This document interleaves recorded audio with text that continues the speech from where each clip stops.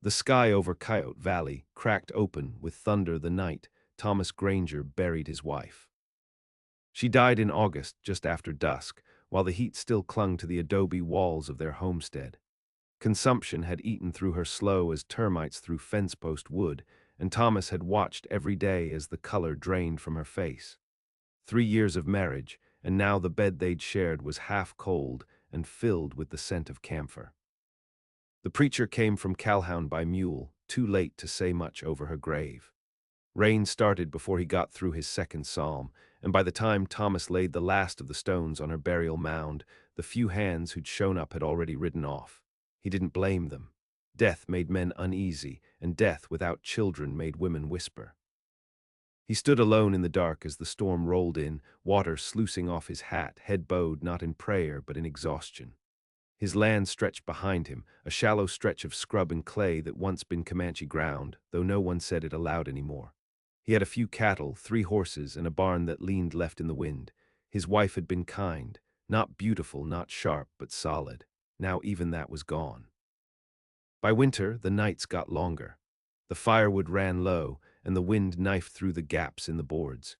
He didn't talk to anyone outside the occasional supply run into Wheatley, where the barkeep gave him free coffee and the old shopkeeper nodded in that pitiful way folks do around widowers. In the spring, Thomas went to the post office to collect a crate of nails and left with a folded letter he hadn't expected. It came from a woman in Kansas. She said her name was Mabieth Calder. Her script was neat, almost too neat, like someone who'd practiced each stroke by candlelight. She'd heard of him, she said, heard he was alone, that he had land. She was 24, unmarried, and willing to start again. Her aunt lived in Wheatley and had spoken highly of him. The woman didn't care about wealth or comfort, only that he be honest and decent. Thomas read the letter 6 times. There was no photo, no scent of perfume, just the words careful and spare. He thought about the firewood, the long days of silence, the cold half of the bed. He wrote back. They exchanged letters through the spring. Hers were strange. She rarely asked questions, but her stories were vivid. A train derailment she'd seen as a girl. The time she'd lived above a man who kept knives under his mattress. Bits of odd knowledge threaded through her words. How to kill a rattler with a shovel, what poison berries made a child go blind, how to boil rainwater clean. By June, she'd agreed to come. Wheatley was small, but not blind. Folks in town started murmuring before she even stepped off the stage. Widow Thorne, who sold candles and secrets, said she'd heard the girl had a cousin hanged for horse theft. Old Keller claimed Mabieth had been run out of Abilene for something involving arsenic and a banker's boy. Thomas ignored them. He shaved for the first time in a month and rode into town to meet her with a clean shirt and the good mare. When Mabieth Calder stepped off the stage, the town held its breath. She was slight, pale in a way that suggested she avoided sun like it held grudges. Her eyes were gray, but sharp, and she held herself like someone who had always stood just outside comfort. She wore a navy traveling coat and held no bags, only a satchel made of soft leather. Thomas tipped his hat. She didn't smile, only nodded once and said his name. He married her the next morning. The preacher read the same psalm, the same voice he'd used to bury Thomas's first wife. No music, no guests besides Widow Thorne and a ranch hand named Eli who hadn't left town in 4 years. The preacher didn't say blessed union. He just said union, and that was enough. They rode back to the ranch in silence. Mabieth didn't flinch when the wind picked up or when the path dipped into gullies. She seemed to know how to hold herself in the saddle, and her hands, when they gripped the reins, were strong, not soft like a woman from town. The first 2 weeks she moved through the house like smoke, quiet, fast, and hard to hold in one place. She cleaned the hearth without being asked. She sorted the root cellar, tossed spoiled potatoes like they'd offended her. But she didn't speak much, not of Kansas, not of the aunt who'd supposedly lived in Wheatley, whom no one remembered seeing. At night, she slept with her back to Thomas. She didn't tremble when he touched her, but she didn't lean in either. It was like touching polished stone, cool, unmoved. By the end of the 3rd week, Thomas found himself watching her when she moved from room to room. She had a habit of standing still, just long enough to seem like she was listening to something no one else could hear. Then the foxes came. He found the first carcass near the chicken coop, not one of his hens, but a mangled little thing with its spine twisted wrong and its throat half torn. Mabieth saw it too, but didn't seem surprised. "Fox," Thomas muttered, and she nodded once. Later that night, she laid a trail of salted meat near the tree line. He watched her from the window. The way she moved through the dusk, deliberate and soundless, reminded him of old stories, wives who walked with ghosts, women who whispered to wolves. 3 nights passed, and then a sound came through the walls. Not foxes. Screaming. Thomas grabbed the shotgun and rushed outside. Mabieth was already at the coop, barefoot in her nightgown, her hands bloodied, holding something writhing. It wasn't a fox. It was a weasel, long and dark and snarling, its body thrashing as she pressed its head to the dirt with a stone. She crushed its skull clean with one blow, didn't flinch, didn't breathe hard. She looked up at him, and in the moonlight, her eyes weren't gray anymore. They looked silver. "You shouldn't have married me," she said softly, voice hoarse. Then she went inside and washed her hands with lye. The next morning, she was already boiling water for coffee when he came down. He didn't speak, just watched her. She looked up and said, "You ever bury something that didn't stay buried?"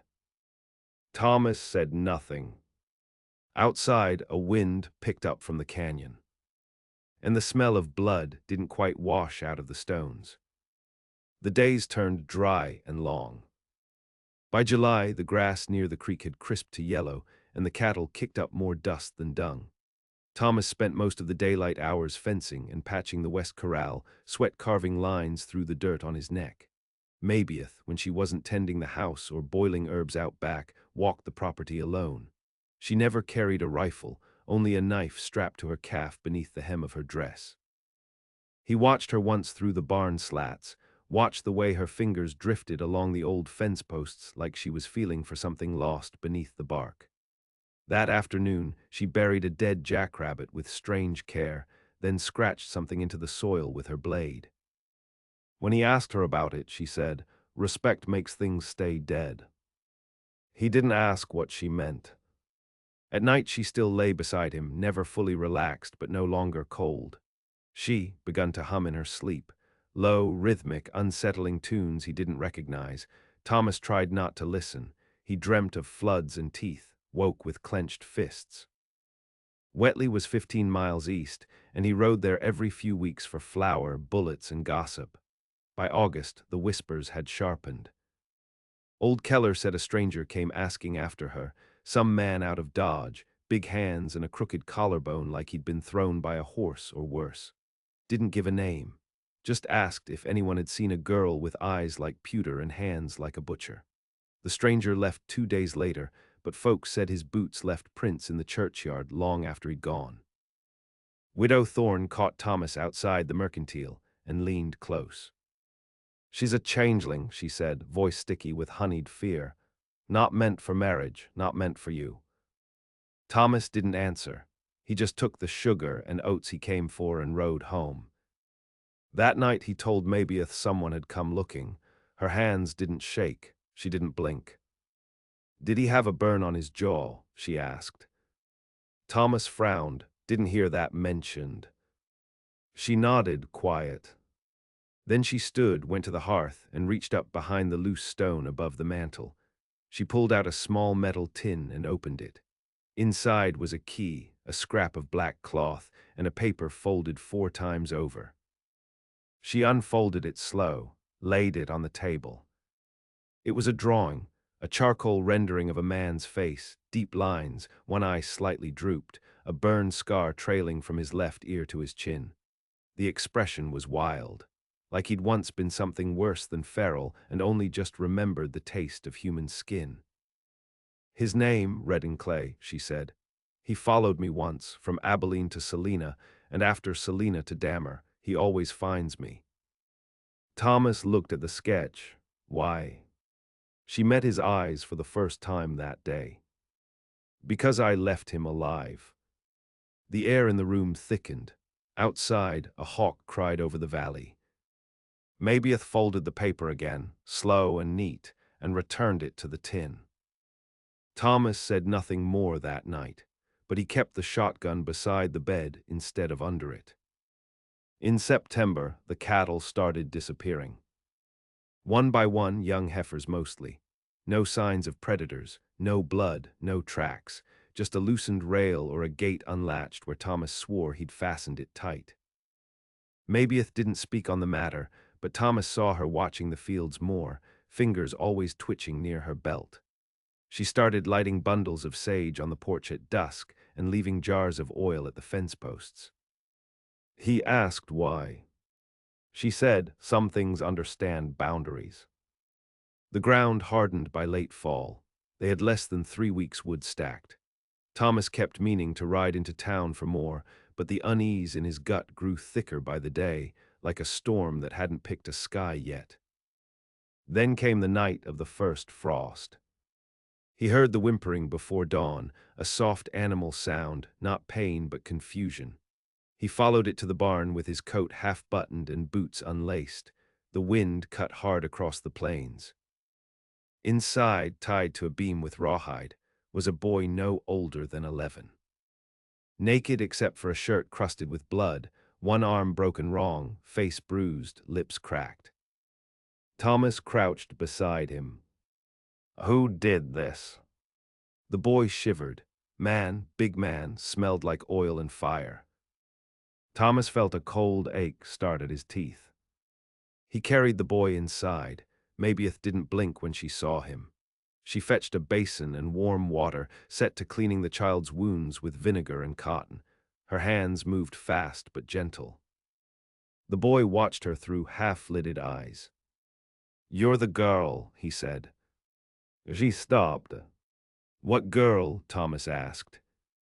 The boy swallowed. "The one he wants, the one he says stole something from him, said she lit a place on fire, said she whispers to things in the trees." Thomas looked at her. Mabieth kept washing the blood away. "What's your name, boy?" The child coughed. "Loot." She nodded once. That night, Thomas waited until Loot slept and then turned to her. "Is he right?" She didn't answer for a long time. Then, yes. "What did you steal?" Mabieth glanced toward the fire, eyes distant. "Myself." Silence swallowed the rest. The next morning, Loot was gone. No footprints, no broken door. Just the twisted quilt where he'd slept and a single drop of blood on the floorboard. Mabieth didn't seem surprised. "He won't stop now," she said. Thomas loaded his rifle. "Then we don't stop either." She looked at him for a long time. "You still don't know what I am," she whispered. "I don't care," he said. And in the pause that followed, something ancient passed between them. Not love, not trust, something older, like flint meeting steel. Outside, the wind picked up, and a crow landed on the roof with a hard thunk. Inside, the fire burned hotter than it should have. And Mabieth smiled for the first time since her wedding. The snow came hard and sudden, an early storm that blanketed the canyon ridge before Thomas could drag in half the winter feed. Wind hammered the roof like fists. Ice formed thick over the troughs. The cattle bawled low in the darkness and wouldn't wander far from the barn. Inside the house, the warmth held, but barely. Mabieth spent long hours at the stove, brewing thick teas from roots Thomas didn't recognize, dark oils that stained the cups and smelled like rust and pine. They didn't speak of Loot. But Thomas found himself listening to the silences between wind gusts, the small thumps on the roof that came too slow for snow and too fast for branches. Mabieth began keeping her knife beneath her pillow. One night just before full dark, a dog came. A limping, cinder-colored thing with a torn ear and a broken gait. It sat just beyond the porch, staring at the door, not barking, not wagging, just watching. Its eyes shone red in the firelight like fresh coals. Mabieth stood at the window a long time. "That's not a dog," she said. Thomas brought the rifle. "What is it?" "A messenger." He leveled the barrel toward the window, but she stopped him. "If you shoot it, you invite worse." Instead, she opened the door, stepped barefoot into the snow, and stared at the thing.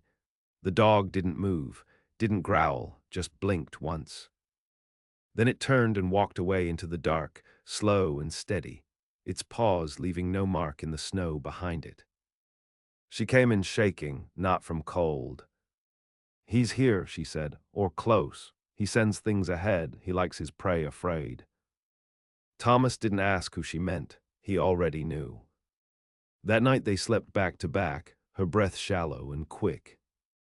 The next morning they found Eli's horse wandering the eastern ridge, saddle torn, flanks cut with something cruel.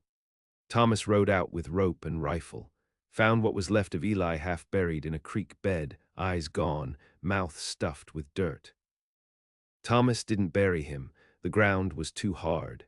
He covered the body with rocks and carved a crude cross into the nearest pine. When he came back, Mabieth was waiting by the fire. "Did he do that?" Thomas asked.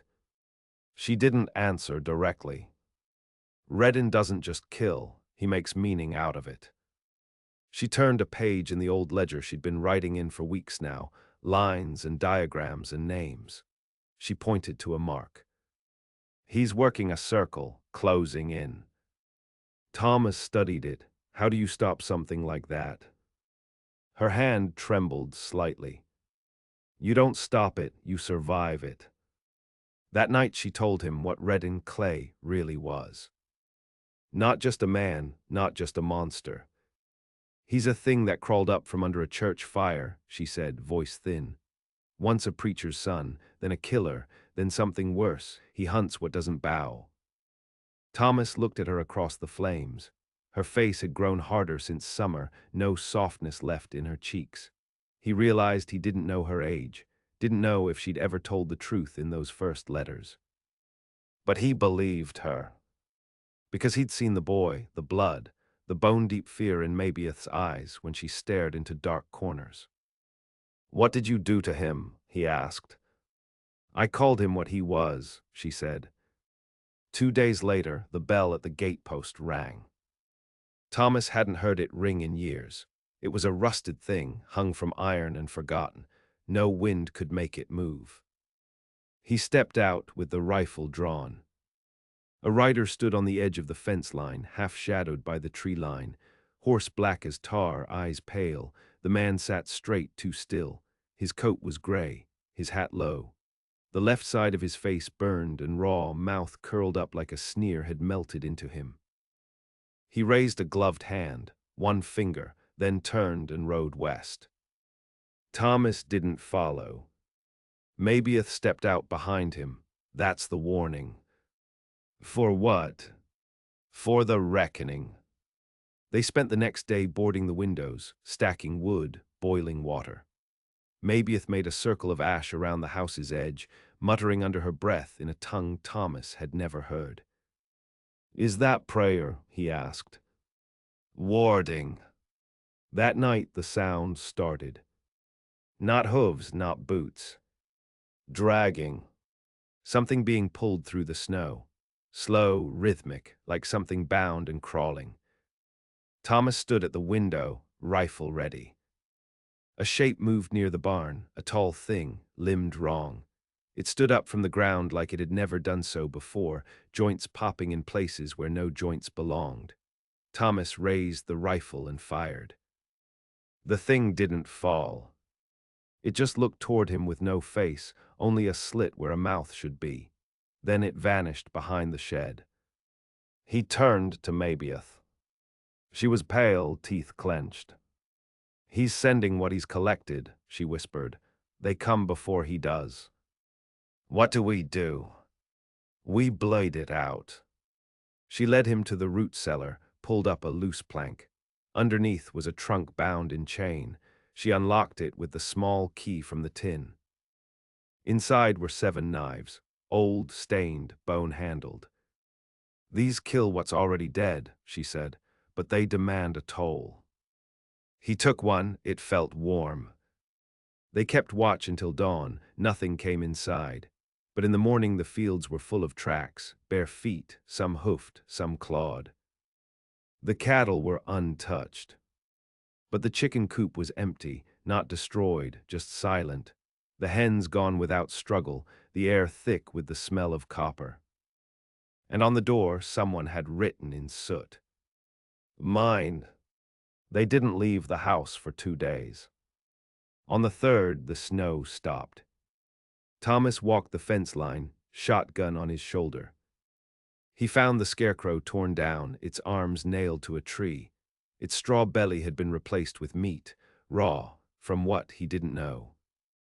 That night Mabieth made them drink something bitter and black, said it would help see clearer. Thomas gagged it down. And when he slept, he dreamed of fire. Not flames, but something beneath them, eyes in ash. A voice that sang through teeth not human. He saw a child walking into a cellar and a hand reaching for her out of the dark. He woke with blood in his mouth. Mabieth sat at the foot of the bed, holding a knife. "He's close," she said. Thomas nodded. "Then let him come." The wind dyed the day red and crossed into the valley. No birds, no insect hum, just a stillness so wide it made the blood ring in your ears. The snow had turned gray with ash. Even the clouds hung low and strange, like smoke that hadn't chosen a fire yet. Thomas and Mabieth didn't speak that morning. They sat at the hearth sharpening blades and checking powder.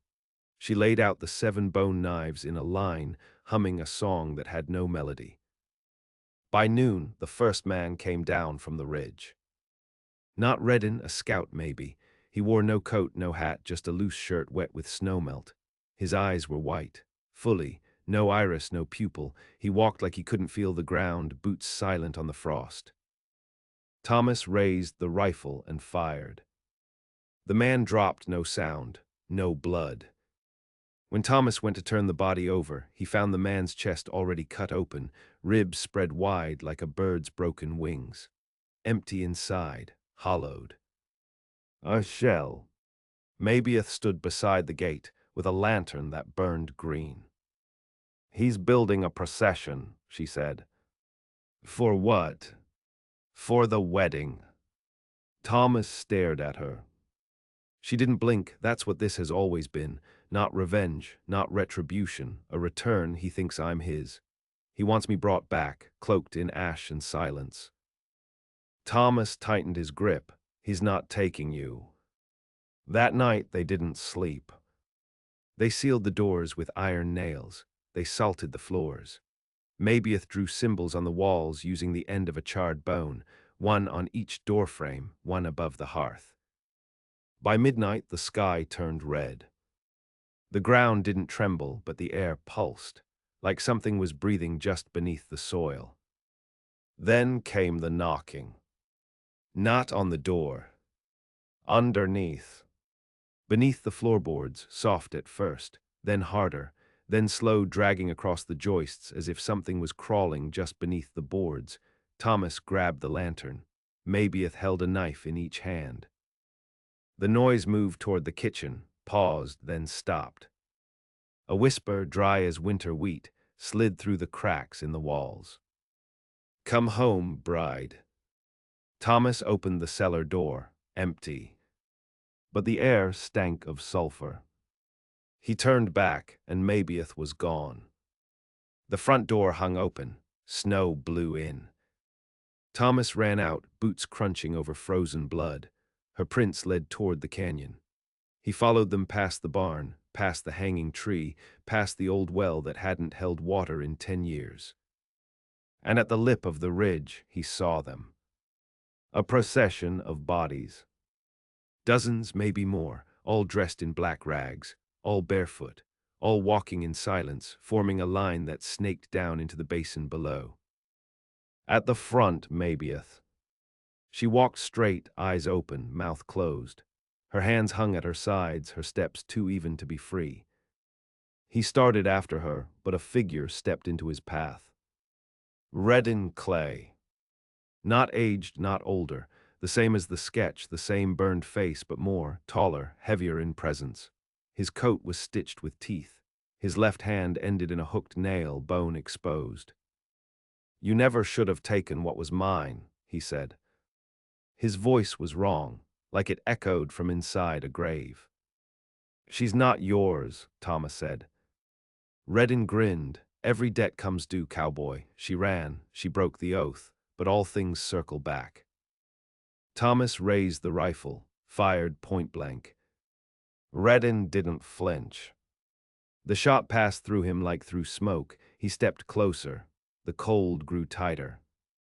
Thomas swung the butt of the rifle, but the weapon shattered at the stock like it had rotted from within. Redden leaned in. "I'll let you watch," he whispered. "That's my gift." Thomas swung with his fist, but the impact never landed. The ground fell out beneath him. When he woke, he was back in the house. Alone. The fire was dead, the windows cracked, the knives gone. He stumbled outside. The land was gray, no tracks, no prints, only a thin smear of blood leading west. He rode for 2 days. No food, no rest. On the third dawn, he reached the canyon basin. There, at the center of a circle of stones, stood Mabieth. She was dressed in white, torn lace, barefoot. Before her, a crude altar made from skulls and rusted tools. Behind her, the bodies knelt. And in front, Redden. He raised his hand. A blade made of bone and shadow shimmered there. "She came back," he said. "She didn't choose this," Thomas said. "She did," Redden whispered. "That's what you don't understand. She called me once. She called me when the world took everything and left her hollow. I gave her strength, and now she gives it back." Thomas looked at Mabieth. Her eyes were silver. But there was something else. Her hand twitched once. And then she moved. Not toward Redden. Toward Thomas.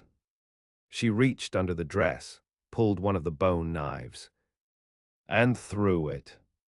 It landed at Thomas's feet. Redden snarled. "I made you," he hissed. Mabieth smiled, thin and sad. "You did," she said, "but I unmade myself." Thomas grabbed the knife. It burned. Redden lunged, fast, animal fast. Thomas met him mid-step. The knife plunged deep. The scream that followed cracked the earth. Not a man's scream, not a thing from any mouth Thomas had heard. It echoed from the bones of the canyon itself. The sky split, the procession collapsed. Mabieth staggered. Thomas caught her as the ground heaved and the altar shattered. Smoke poured from Redden's wound. He clawed at the blade, but it stayed. "Not yours," Mabieth whispered. "Not anymore." Redden fell, and the bodies began to rise. Faces returned, eyes blinked. Freed. The wind returned. And somewhere a raven called. Thomas held her for a long time. She didn't speak, just pressed her face into his shoulder and breathed. When they finally rode home, the snow began to melt. And Redden Clay never came back. Spring came slow to Coyote Valley, as if the land itself had to relearn how to breathe. The frost clung longer than usual, trees budded hesitantly. The ground, thawing from beneath a season of blood and shadow, stayed soft with memory. Thomas rebuilt the fence rail by rail, hammered nails into dry wood like penance. The barn still leaned, but it stood. He spoke little in those days. Neither did Mabieth. They worked side by side through April. She stitched what was torn, cleared what rotted. Sometimes he found her kneeling in the field at dawn, whispering to the dirt. Once he saw her bury a bundle of herbs and bone wrapped in muslin near the well. When he asked what it was, she said, "A lock, in case something tries to crawl back." No one came from town. Wheatley had gone quiet. Widow Thorne's store shuttered. The mercantile burned down in a lightning fire. Thomas hadn't sent for help, and no one offered. The graveyard above the house had grown. 8 stones now, simple, unmarked. Only 2 he'd buried himself. The rest had come back from the basin, freed from Reddin's hold but broken beyond mending. Mabieth saw to each one. No prayers, just salt and names whispered into the wind. One morning in May, a rider came up the road. A lawman by his coat, though the badge he wore was dull with rust. He asked after a woman named Calder. Mabieth stood in the doorway behind Thomas, a knife she wasn't hiding pressed into her palm. The lawman looked at her, then Thomas. I heard there was trouble. Heard a man went missing from Abilene, a man with a long trail of stories and no shortage of bodies behind him. Thomas said nothing. The man waited, looked again at Mabieth, squinting. You her husband. I am. She kill him. Thomas didn't answer. His eyes never left the man's face. After a beat, the lawman nodded. Figured, heard he was a bastard, heard maybe it was time someone did. He tipped his hat. You folks take care. And he rode off. Thomas stood on the porch long after he'd gone. Behind him, Mabieth sat at the table, fingers tracing the grain of the wood like she was writing something only she could read. That night they burned the dress. The white lace Reddin had put her in, curled and blackened in the hearth. Mabieth didn't cry, just watched until the last thread crumbled to ash. Then she laid her knife beside the fire and walked out into the dark. Thomas followed. She stood in the field beneath the stars, face tilted toward the sky. Is it done? He asked. No such thing, she said. He stepped closer. She didn't turn. I wasn't always like this, she said. I was a girl once, hurt and hungry and small. He gave me a shape made of fear, and I wore it so long I forgot what my own looked like. She looked at him. You made a choice when you took me in. Everyone warned you. They were right. Thomas shook his head. They didn't know what they were warning against. She laughed quiet. I could leave, she said. I know. But I won't. She took his hand. Not yet. They stood there until morning, shadows stretching toward the canyon. Summer returned, the valley greened. The chickens came back, wild at first, then one by one, like memory forgiven. A calf was born behind the barn. Mabieth helped pull it, blood up to her elbows, face calm. At night they slept close. No words, just breath and weight and warmth. Sometimes Thomas would wake to find her sitting up, staring at the wall. Not afraid, just watching. And once, in the middle of July, she whispered, He's not the last. Thomas didn't ask who she meant. He just reached out, placed his hand over hers, and held tight. Outside, the wind moved through the grass, and the earth held steady beneath them.